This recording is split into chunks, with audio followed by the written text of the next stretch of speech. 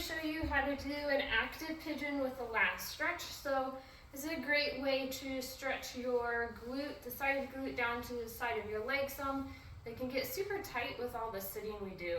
Our hips, low back sometimes take a lot of the brunt of all of our sitting. So this is a great mobility drill to just get the hips a little bit more loose for us. So we're going to start in our tabletop position. And then I'm going to bring one leg straight out, and then I'm going to cross it over my knee that's still on the floor. We want to make sure that we don't cross too far, because then see how my torso does this crunch thing?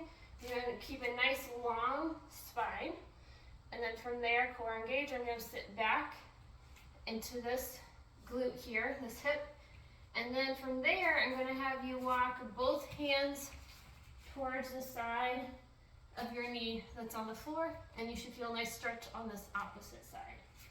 Then we're going to go back up to tabletop position, bring opposite leg straight behind us, straight out, and then cross behind us at a diagonal. Again, we don't want a big cross, because then look here, my torso does this crunch thing.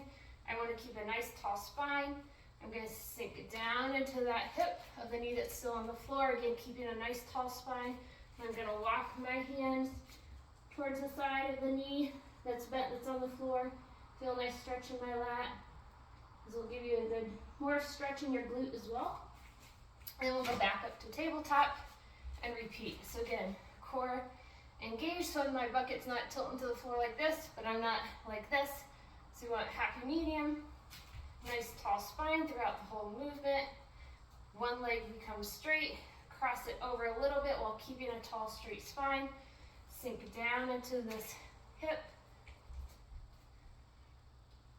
And then from there, keeping a tall spine, I'm going to walk my hands to one side, hold, feel a nice stretch in my lats, my glutes more. Walk my hands back to starting position, tabletop position. Then we're going to go other leg straight, cross it over my body while still keeping my spine nice and tall. Sink down, rock back into that hip. Walk both hands to the side of your knee. And then we'll go hands walk back to the middle of the floor, tabletop. And then just keep repeating that. Remember to breathe as well. So breathing, you would breathe in at this point, and then push the air out as you sink down.